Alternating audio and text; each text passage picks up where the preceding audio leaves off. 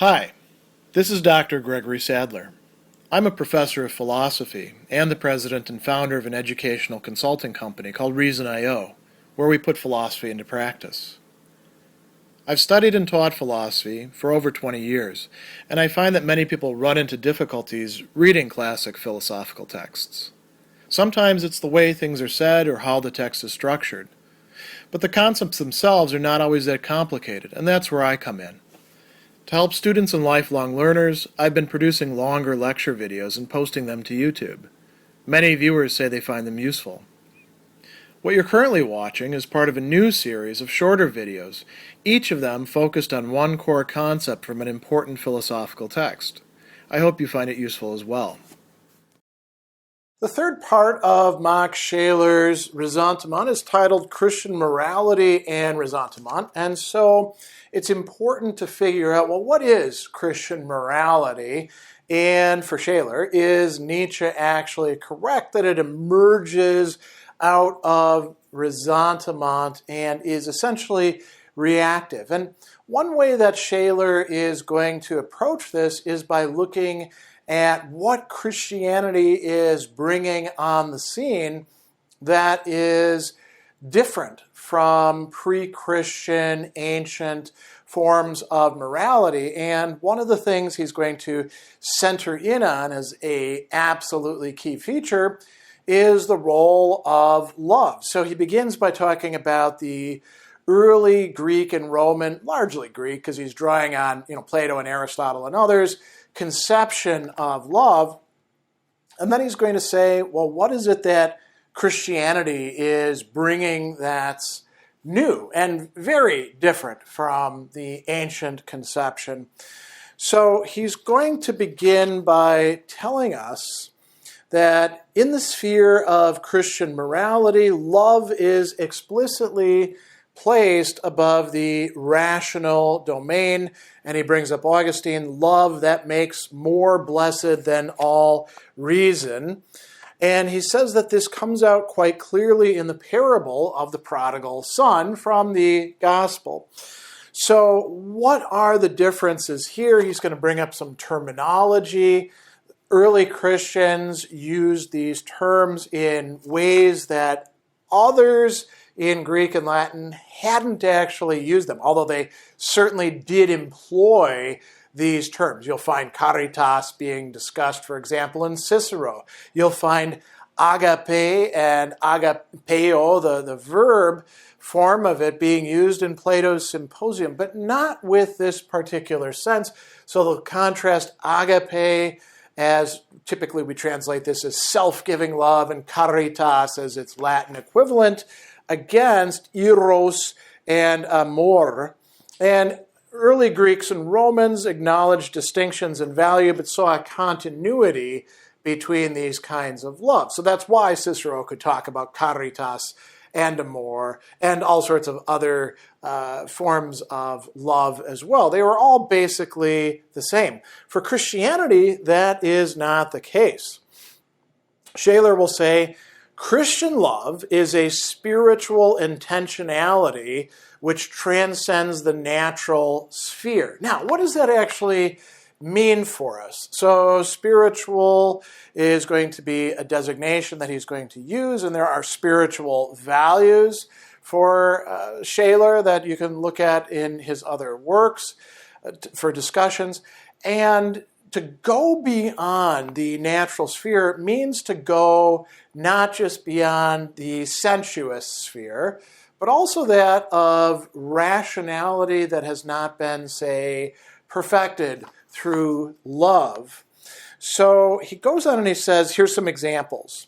A psychological mechanism of the natural instincts, for example, hatred against one's enemies, revenge, and the desire for retaliation.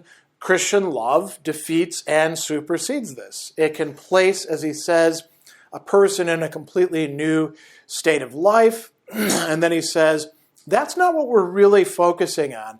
The most important difference between ancient and Christian views of love lies in the direction of its movement. And he'll talk about how, for the ancient Greeks, it's essentially, love is an upward movement. the symposium, Plato's symposium, is a perfect example of this. You desire what you don't have, what you think is better. The lover is not as good as the beloved. And he's going to say, if we look at the Christian conception, what we see is actually a reversal in the movement of love. The Christian view, he says, boldly denies the Greek axiom that love is an aspiration of the lower towards the higher. On the contrary, now the criterion of love is that the nobler stoops to the vulgar. So the higher is going to the lower, we could say. And he's going to give a bunch of other examples as well. The healthy to the sick, the rich to the poor, the handsome to the ugly, the good and saintly to the bad and common. And then the Messiah to the sinners and the publicans.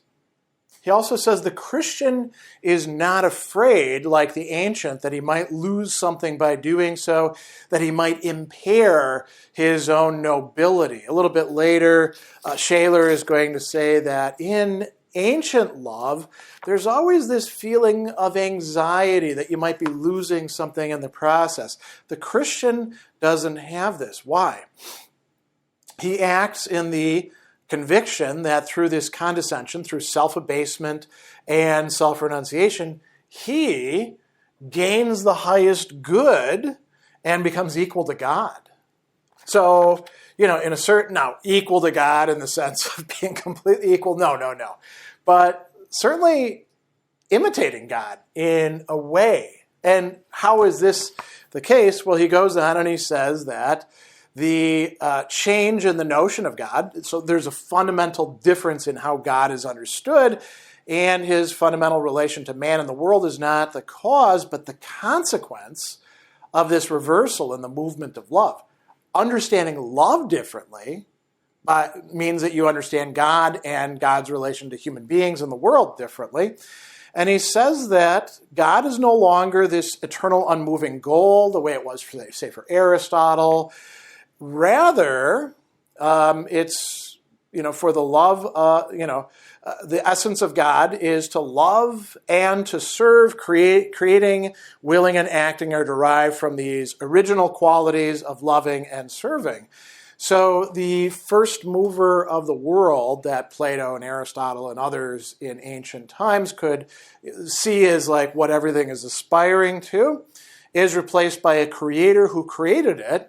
And now notice this. We could say, who created it ex nihilo, out of nothing. Yes, that is also an important Christian idea, but it's not that. Who created it out of love. So in a certain respect, not out of nothing. Love is not the material out of which things are created, but love is the act there in creation. He says that an event that is monstrous for the man of antiquity, absolutely paradoxical according to his axioms, is supposed to have taken place in Galilee. God descended to man, became a servant, and died the bad servant's death on the cross.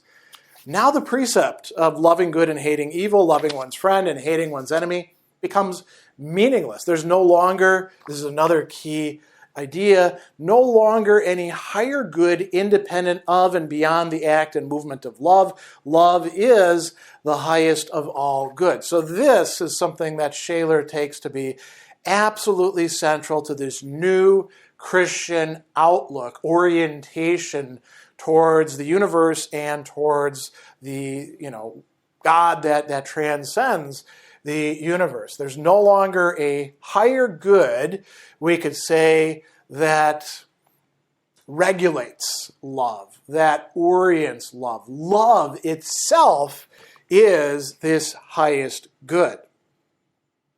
So he goes on and he says that the summum bonum is no longer the value of a thing, but an act, the value of love itself as love. Now notice this key distinction. Not for its results and achievements. So it's great that love does have results and achievements, loving results and achievements, But that's not where the value of love actually resides. Love itself is the good. So there's going to be good things resulting from it, but that very love itself is central for at least, certain Christians, those who Scheler is taking as paradigmatic of what Christianity offers. And he goes on and he says, the achievements of love are only symbols and proof of its presence in the person who has it. God himself becomes a person who has no idea of good, no form and order, no logos above him, but only below him through his deed of love. So Scheler is saying that Christianity, God, it's not that God isn't the logos or anything, but the logos itself has to be understood in terms of love, a God who loves. And he says this is paradoxical. As a matter of fact, oxymoronic even, like a square circle for ancient people. It doesn't seem to make sense to them. It requires them to not just change their perspective to something irrational, but to expand their very rationality, right? And he says, how strongly did Neoplatonic criticism of Christians stress that love is a form of need and aspiration which indicates imperfection and you can't attribute it to the deity. And he says, in the Christian view, what is love? It is a non-sensuous act of the Spirit, coming back to this notion of spiritual intentionality, right? And so what does this mean? Well, it's not a mere state of feeling, as he says the moderns tend to reduce it to, nor is it, as the ancients reduced it to, striving, desiring, need. Those can actually play a role in love, but love in this sense precedes those, undergirds them, orients those. He says that these acts consume themselves in the realization of a desired goal. Love, however, grows in its action.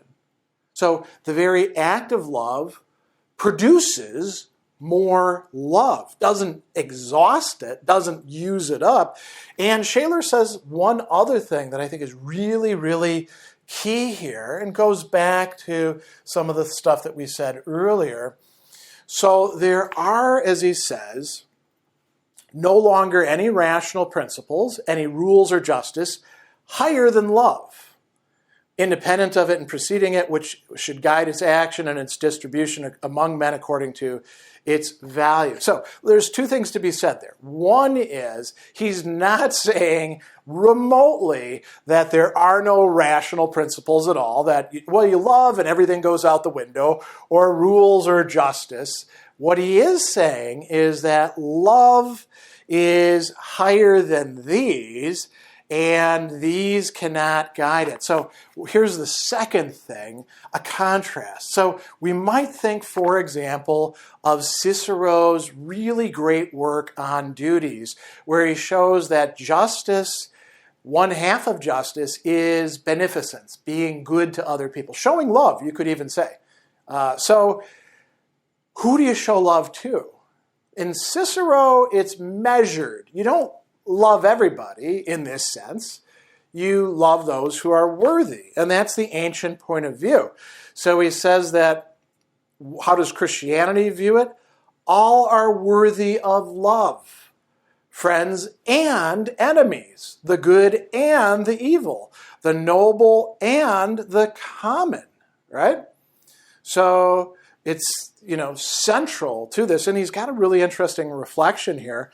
Whenever I see badness in another, I must feel partially guilty, for I must say to myself, would that man be bad if you'd loved him enough? In the Christian view, sensuous sympathy, together with its root in our most powerful impulse, is not the source, but the partial blockage of love. So the modern way of looking at it, reducing it to sympathy, empathy, whatever you want to call it, is actually not getting what Christianity is, for the first time, according to Scheler, putting on the table, at least in Western antiquity. So this is a very interesting and well worked out contrast to ancient pre-Christian Greek and Roman philosophers, poets, moralists, their highest conceptions of what love could be, love winds up now being God itself and being something that we can participate in through the act of loving. And Scheler takes this as integral to any genuine Christian morality.